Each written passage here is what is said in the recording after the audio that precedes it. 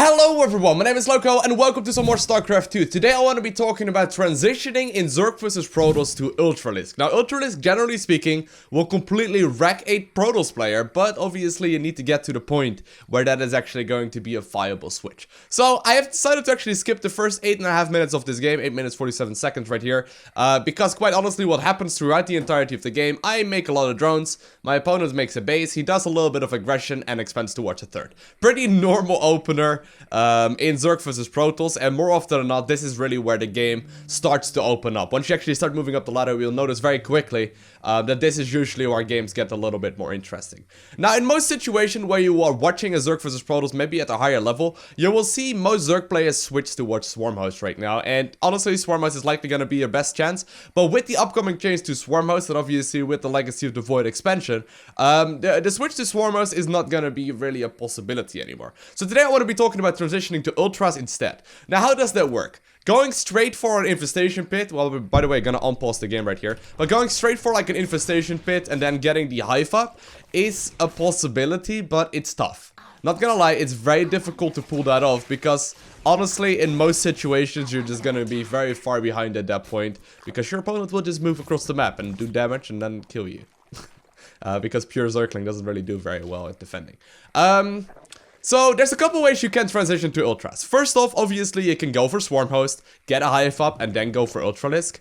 But what I've been doing recently, what's been actually working very well, and that I would recommend giving a try if I were you as well, is going for the Muta switch instead. So after you've established this like safety in the middle part of the game around the 9-minute mark, and both of you are just sort of deciding what you want to do, throw down that Spire and see what happens. So obviously if my opponent is gonna go for a massive amount of Stalkers, I am just simply gonna sit back and make more and more Mutas, because turns out Mutalisks actually pretty much always kill any kind of aggression that is not like dealt with accordingly.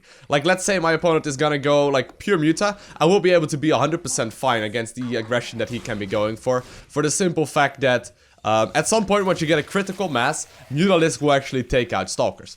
But right now, I am aware my opponent is scouting heavily. He is completely aware about the fact that I am going Mutas. So I have already decided that I don't want to commit in this too long. So the first step to deciding this is by letting your opponent scout it, okay? Like, once you know that your opponent has scouted your aggression, you can pretty much assume he's going to be countering it as well, because Mutas that go unchecked will simply win the game. So right now, I've already decided to start the transitioning, and you can notice that by me throwing up the second Evo and starting the double upgrading for the melee units. I am thinking right now, if my opponent is going for a Stargate, which is pretty much always going to be the chance, or the reasoning behind this, if my opponent is going to go for the Stargate switch into a lot of Phoenixes, he cannot actually lift up Zerglings and Ultras very well at all, so an Ultra switch right now would be very, very useful. Now, I am obviously still going to make a bunch of Mutas, but I'm just not going to commit too heavily into it.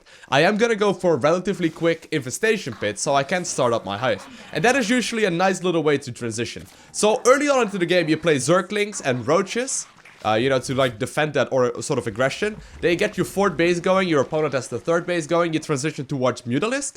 And then once you know that your opponent is countering the Mutalisk with Stargate units, you're gonna go ahead and actually throw down an infestation pit and go up to a Hive. Now I'm gonna do a little bit of aggression right here, but I'm pretty much convinced of the fact right now that my opponent is gonna go for the Phoenixes. Yeah, there we go. I'm actually instantly throwing down the other bases, as well as a bunch more Spore Crawlers right there to deal with any kind of potential run-bys. But the Hive is already going up at the 12-minute mark. Now, in a normal game, let's say my opponent would have gone for like a Colossus play, and he would maybe move across the map with like 3 Colossus or 4 Colossus or something like that, and I would still be stuck at this stack. I would obviously lose the game at this point, right? Like, there is no way I will be able to be that greedy, go up to a Hive, without having a sufficient force. But knowing that my opponent went for a Stargate, and even a double Stargate, I know for a fact that there is absolutely no way that they could also afford making a bunch of these units that allow, like Colossus and stuff. He simply cannot afford doing that off of 3 bases. So right now I'm just trying to scout around, see what is going on. I am making a couple Corruptors as well, just to deal with the aggression eventually. But I've already decided to start the transition to Ultras. And that's sort of like the main thing I think about transitioning to Ultras, is that you need to like sort of decide it beforehand. If you do it afterwards, you're gonna be in a lot of trouble. Obviously, you do just want to try and force as many Phoenixes as you can from your opponent. Now, there's obviously one thing that is gonna be an issue with this, and that is going to be the Void Ray transition. More often than not, once the Protoss player has enough Phoenixes, he's gonna transition towards Void Rays instead. And that is where things get a little bit scary, because Void Rays are very good for Ultras. Now, there's a couple ways you can deal with that. Either you make Corruptors, which I am doing right now, so I've basically sacrificed a bunch of my Mutas, and in favor I'm getting a bunch more Corruptors to deal with his army. But you can also actually, I don't think I am actually going for that in this specific game, but you can also very effectively switch into more Queens. Queens are amazing at both healing up the Ultras with the Transfuse ability, and then also at like, you know, obviously just dealing damage to the actual Corruptors as well. So there we go, I see my opponent switching to Corruptors, trying to get as many kills as I possibly can right here, sort of like sacrificing my Mutas, because I know for a fact they're not going to be that useful anymore. So yeah, I am actually giving away a whole bunch of them. No need to obviously like overdo it, but if I can kill a couple of Void Rays right now, it is going to be worth it for me. And in the meantime, you know, I'm just keeping his army small, and I'm just trying to make sure that I get my Ultras out. So right now my Ultralisk haven't finished up. I'm starting 6 Ultralisks right away, and I am also gonna start the Chitinous Plating upgrade, which is pretty much mandatory if you're gonna go for some Ultra play. Now, one important thing to note as well, which is something that I oftentimes forget, is the upgrade right here on the Zerglings. Adrenal Glands is like one of the best upgrades in the game. It's also the one that I tend to forget the most.